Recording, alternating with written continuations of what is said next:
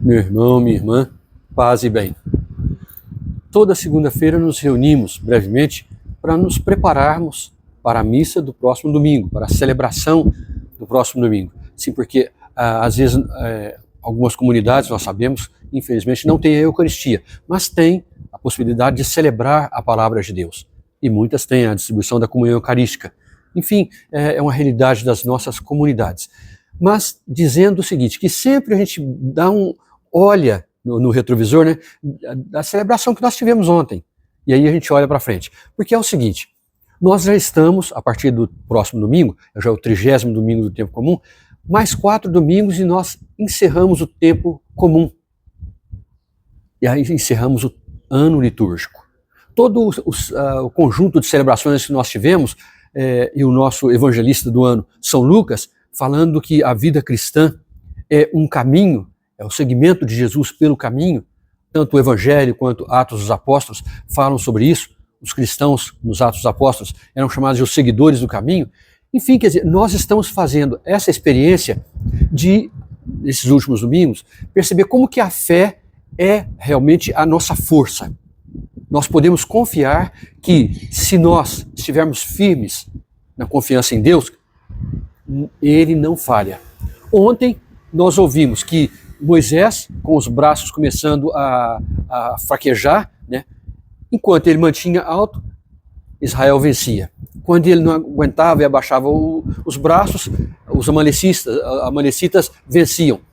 E precisou que Deus, através de seus irmãos ali presentes, o sustentasse e pusesse até uma pedra para ele se assentar.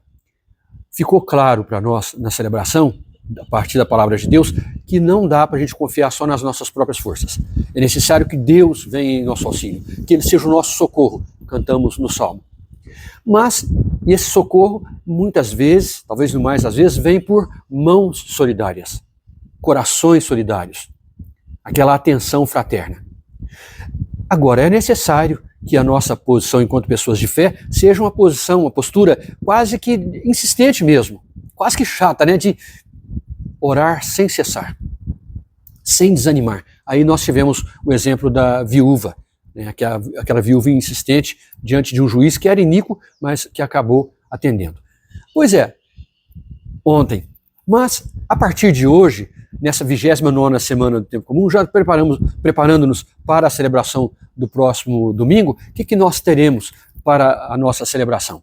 Então vejam, nós sabemos que aqui eu tenho aqui normalmente eu sigo aqui o chamado Missal Dominical, que não tem só o lecionário, ele tem as celebrações, é uma edição antiga, infelizmente. Então, a edição nova do Missal aqui eu não tenho, né? Mas o Missal traz as orações e tudo, mas a gente não vai falar diretamente sobre isso. Mas eu gostaria de apresentar para vocês como vai ser a oração coleta, a primeira oração que é feita. Olha, diz: Deus eterno e todo-poderoso, aumentai em nós a fé, a esperança e a caridade, e dai-nos amar o que ordenais, para conseguirmos o que prometeis. Essa oração nos lembra as 3 virtudes teologais, as 3 virtudes da nossa fé que nós recebemos, né, por ocasião do nosso batismo: fé, esperança e caridade. Isso, essa tríade, né, essas três grandes forças que nós temos, nos orientam. Fé é a luz que nos faz ver nas muitas escuridões, nos trechos escuros do mundo, nos faz perceber que a luz de Deus clareia e nos faz caminhar. A esperança, que ela firme, ela se torna um esperançar, ela se torna algo ativo, não é só uma expectativa de quem se assenta e espera, também é uma força muito grande. Mas a maior de todas, como diz Paulo, na 1 aos Coríntios, é a gente crer que a caridade, o amor, é a maior de todas essas virtudes. Pois bem, é isso que nós vamos celebrar. Na primeira leitura, nós ouviremos que a prece do humilde atravessa as nuvens, chega até Deus. O Eclesiástico, no capítulo 35, aqui o texto traz essa oração dos humildes. Mas se você puder ler um pouquinho antes do versículo 15 ali, vai aparecer a arrogância daqueles que são poderosos, que acham que dominam até o próprio Deus. E aí nós vamos perceber por que no Evangelho, quando traz aquela oração arrogante, cheia de si, a gente fala, uma oração em si mesmada, né? Eu sou isso, eu sou aquilo. Os fariseus tinham essa oração e, de certa forma, eles faziam como que se Deus fosse até devedor deles. Ele faz isso, faz aquilo, então Deus só pode ter que me atender mesmo. É perigoso isso, né? E infelizmente é uma mentalidade que, se a gente não tomar cuidado, Deus é que se torna nosso devedor, né? Mas, agora, o humilde, aquele que tem consciência do seu pecado, da sua fragilidade, ele nem levanta os olhos. Ele sabe e fala, meu Deus, eu sou um pecador, tenha piedade de mim. Pois bem, esse é o primeiro passo para a gente conseguir dizer que, olha, estou no caminho, pelo menos. Como diz Paulo, né? Paulo fala assim, eu não digo que eu já alcancei a meta, não está aqui, não vai ser a leitura, né? Mas assim, eu não digo que eu já cheguei lá não, mas eu estou caminhando, eu me esforço. Aí a gente poderia ficar pensando o seguinte, essa celebração deve mexer conosco em que sentido? E eu gostaria de dar uma sugestão. Sempre fica aqui embaixo o texto, né, que os deonianos, padres deonianos, escrevem, em que cada celebração, cada leitura que é proclamada na celebração é explicada no seu contexto, depois é atualizada. É um material muito bom. Se você não conhece, faça a experiência.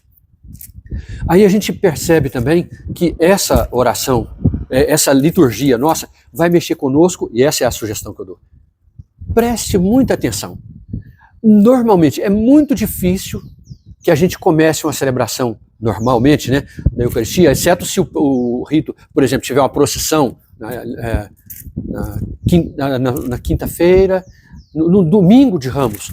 Nós temos uma procissão e a procissão já é ato penitencial, já é um rito penitencial. Então é disso que eu estou querendo falar.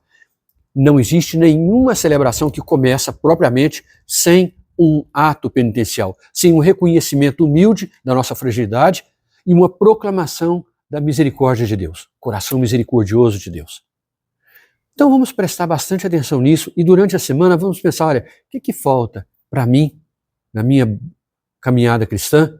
O que falta para eu me converter, para eu aceitar de verdade o Evangelho vivo que é Jesus, aceitá-lo na minha vida? Vamos pensar sobre isso. Cada uma das leituras ela poderá ser aprofundada em nível pessoal. Se você pudesse se reunir com alguém, tanto melhor, seria o ideal mesmo, mas ao menos que esse trabalho pessoal seja feito, tá bom? Deixo um abraço carinhoso e vamos caminhar. Nós estamos chegando quase ao final já do ano litúrgico. Até aqui nos trouxe o Senhor. Fraterno abraço, paz e bem.